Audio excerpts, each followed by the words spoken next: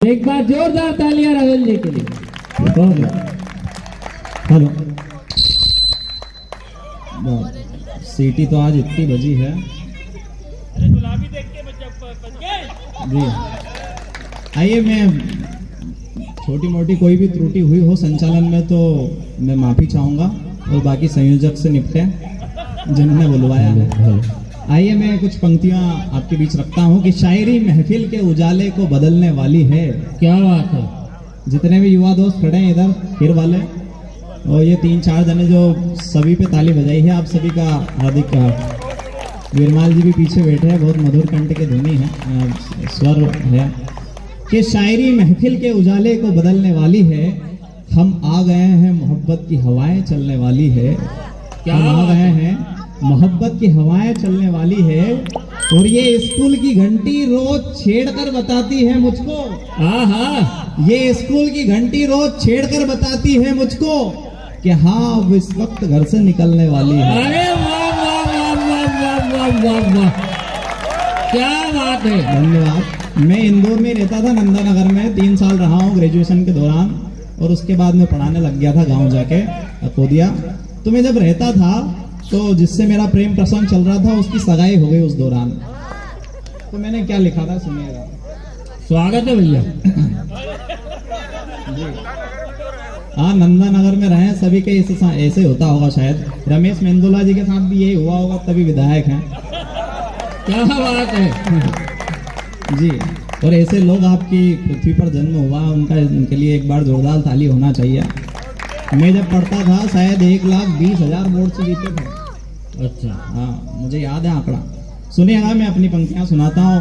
स्वागत है। कि तुम जो रूठे तो मनाने में बड़ी देर लगी,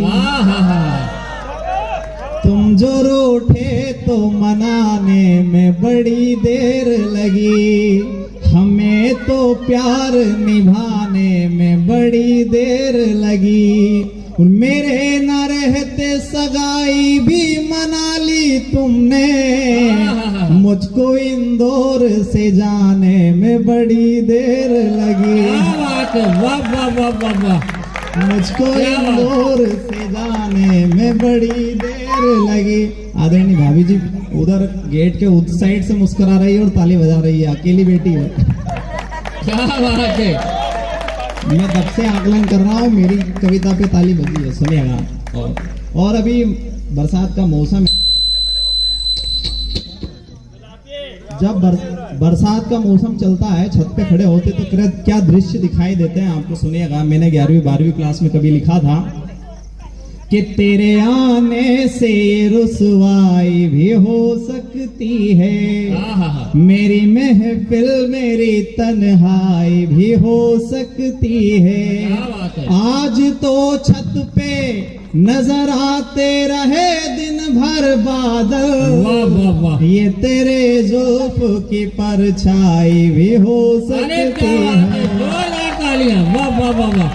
ये तेरे, बहुत धन्यवाद। आप भाई साहब सागर वाले भैया बैठे हैं, इंजीनियर साहब, जिनके मकान में हम ठहरे हैं। मुझे ऐसा लग रहा है वो इतनी जोर से उत्साहित है मेरी पंक्तियों पर, जैसे उनका ही चरित्र चित्रण कर रहा हूँ, जबकि ड्रेस उनकी देशभक्ति है। खाली बाहर ही वंदे मातरम है, बाकी सब अंदर वही है। सुनिएगा कि मेरी अच्छाई बुराई भी छोड़ दी तुमने। जब मैं गांव चला गया वापस ग्रेजुएशन करके, तो उसने सगाई कर ली थी, घर वालों ने कर दी थी। तो वो कोचिंग पढ़ने जाती थी पास के कस्बे में, तो मैं स्टेशन पर रोज आता, करीब 6 महीने तक बैठा वहां।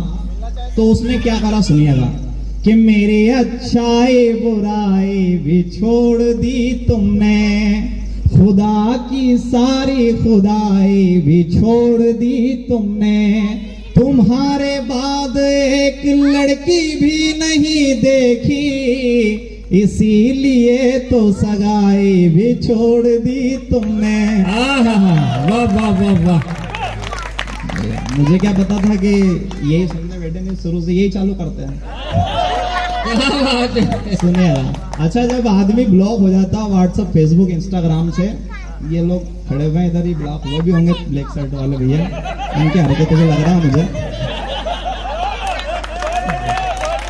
तो हम एक मैसेज के लिए तरसते हैं, हाँ हेलो आ जाए तो क्या महसूस करता है आदमी, सुनिएगा कि करोगे बात तो पहचान निकल सकती है भैया, करोगे बात तो पहचान निकल सकती है, तुम्हारी नजरें ही वरदान निकल सकती है, और किसी के हो गए हो ये मत बताओ तुम, किसी के हो गए हो ये मत बताओ तुम, जरा सी बात से ये जान निकल सकती है।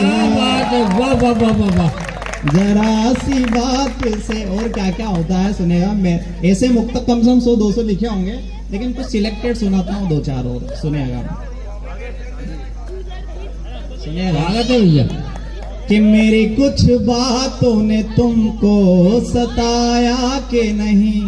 अब अच्छा, आपको ये भी पता है कि हम कवि क्यों बने होंगे, क्योंकि हमारा प्रेम प्रसंग कभी कंप्लीट नहीं होता है, अनकंप्लीट मैन है हम लोग, तो तभी सुनाते हैं, और जो बुलाते हैं ना उनका भी नहीं कंप्लीट होता है, तभी बुलाते हैं।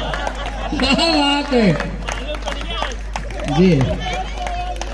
तो कंप्लीट नहीं होने का क्या कारण रहता है और क्या होता है, मैंने कुछ महसूस किया कि मेरे कुछ बातों ने तुमको सताया कि नहीं, कभी हंसाया कभी तुमको रुलाया कि नहीं। एक रात पहले कविता लिखी थी, अगले दिन क्या होने वाला था सुनिएगा। मेरी कुछ बातों ने तुमको सताया कि नहीं, कभी हंसाया कभी तुमको रुलाया कि नहीं, सुना है कल तुम्हारी शादी होने वाली है, मगर हथेली से मेरा नाम मिटाया कि नहीं। वाह वाह वाह वाह वाह वाह। बहुत धन्यवाद, बहुत बहुत धन्यवाद, आप लोग बहुत अच्छे सुन रहे हैं। एक दो और पढ़ दूं? हाँ, अरे पढ़ो पढ़ो। स्वागत है स्वागत है। मैं थोड़ा सा देख लेता हूँ, क्योंकि क्या है कि महीने भर से कवि सम्मेलन के दौर में चल रहा है, तो कुछ कुछ थोड़ा स्मृति से निकल रहा है, सुनिएगा। और क्या होता है, माला कोई दिक्कत नहीं है, तो आदमी पिनाएगा, वैसे ढंग के लक्षण नहीं रहते हैं ये, पीना तो फिर भी, क्योंकि अभी पिलाने वाली है ही नहीं है।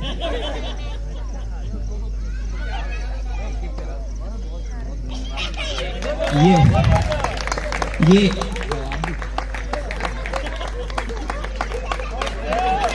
दोनों की सेहत देख रहे हैं आप? हाँ बिल्कुल, मतलब ये इनके साथ हुआ और बोल में रहा हूं, ये स्थिति है। सुनिएगा, और कि हमारे चेहरे पे रौनक इसी से आई है, तुम्हारी याद है और साथ में तन्हाई है, मेरे गले से एक निवाला तक नहीं उतरा, तुमने जिस रोज से मम्मी से मार खाई है। वाह वाह वाह। बहुत धन्यवाद। और क्या होता है, अब मान लो मेरी तो सगाई हो गई खैर अभी पिछले 6-7 महीने पहले, लेकिन उसकी सगाई के साथ क्या हुआ सुनिएगा, और उसका क्या हुआ होगा, मतलब क्या हुआ, मतलब जब मालूम पड़ जाता है घर वालों को तो बड़ी स्थिति खराब हो जाती है कि सीढ़ियां जिंदगी की थी तुम्हें चढ़ने ना दिया, ख्वाब तमाम तोड़े और तुम्हें बढ़ने ना दिया, और चंद तस्वीर देख कर तुम्हारे पापा ने 12वीं बाद से कॉलेज में पढ़ने ना दिया। क्या बात है, वाह वाह वाह जी, बहुत धन्यवाद। और शायरी कहाँ से शुरू होती है, मैंने 11वीं क्लास में पहली बार लिखी थी, मेरे क्लास की 3 टेबल आगे बैठती थी, उसका सुनिएगा कि हमारी दी हुई वो एक किताब का किस्सा। भाई साहब गेट भी लग चुका होगा, बैठ जाओ 2 मिनट और। जी जी हाँ, गुटका बहुत बढ़िया। के लड़कों के तो दांत पीले, हाथ पीले इसलिए नहीं हो रहे हैं क्योंकि उनके दांत बहुत ज्यादा पीले हैं। क्या बात है। हमारे भाई साहब दिनेश भैया भोपाली जी बैठे हैं, इनके सपने में एक बार यमदूत आ गए। उनने बोला कि चलो तैयार हो जाओ, तुम्हें लेने आया हूँ। तो उनने बोला रुको 2 मिनट यार, मेरे को पान बाहर और रख लेने दो। वो दादा थे उनकी। तो सुनिएगा, मैं क्या सुना रहा था जी। हाँ बहुत बढ़िया, मैं हाँ सुनाता हूँ जो भी याद आ रही है कि तमाम लोगों से एक बात छुपाई होगी। क्या क्या गलतियां करती है लड़कियां कि तमाम लोगों से एक बात छुपाई होगी, संग दुपट्टे के कुर्ती भी भिगाई होगी। फिर से नाराज हुए होंगे तेरे घर वाले, आज फिर तुमने घर की चाय जलाई होगी। क्या बात है, वाह वाह वाह वाह। बहुत बहुत धन्यवाद। शायरी कहाँ से शुरू होती है सुनिएगा कि हमारी दी हुई वो एक किताब का किस्सा। स्कूल में जब पढ़ते हैं तो हम कभी लड़कों से कॉपी नहीं मांगते थे, क्योंकि लड़के तो मक्कार ही रहते थे, कंप्लीट तो होती ही नहीं थी। तो लड़कियों से कॉपी मांगते थे और कॉपी भी अपनी कंप्लीट नहीं करते थे, उसकी करते थे जिससे अपने वो प्रेम प्रसंग बढ़ाना था। सही है कि नहीं क्या है? बात है। सुनिएगा, हमारी दी हुई वो एक किताब का किस्सा, मेरे सवाल तुम्हारे जवाब का किस्सा, और शायरियों ही निकलती नहीं दिल से मेरे, तुम्हें पता ही है पे के गुलाब का किस्सा। क्या बात है, वाह वाह वाह वाह। बहुत बहुत धन्यवाद। मैं एक छोटा सा गीत सुना के भेज रहा हूँ। स्वागत है। और अगर आप किसी और को सुनना चाहें तो आप मुझे नाम बता दें। हजारी दादा को भी सुनना है क्या? जी बिल्कुल। अब हाँ, आप कितने भी लोग हो, छने छनाए हो, जैसे आपने देखा होगा अपन जब चाय बनाते हैं। अच्छा, एक बार दादा ने भी घर में एकदम यहाँ से कार्यक्रम से गए तो उन्होंने बोला कि लक्ष्मी भाई चाय बना लो थोड़ी। चाय बना के लेके तो इन्होंने बोला कि यार तो थोड़ी अदरक तो डाल, ठंड का मौसम है। तो उनने जो है कि तुम्हें शर्म नहीं आती, रोज तो अदरक डालती हो, तुम जाके देख लो मग्गे उसमें तपेली में। तो जाके गए, बोले इतना तो अदरक पड़ा है। तो इन्होंने बोला कि स्वाद तो है ही नहीं। बोले बंदर क्या जाना अदरक का स्वाद। ये स्थिति है। सुनिएगा, मैं कुछ और पंक्तियां सुनाता हूँ।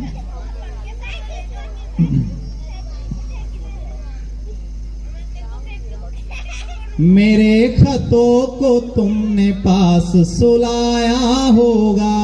पहले के जमाने में खत चलते थे, आज के दौर में तो नहीं है।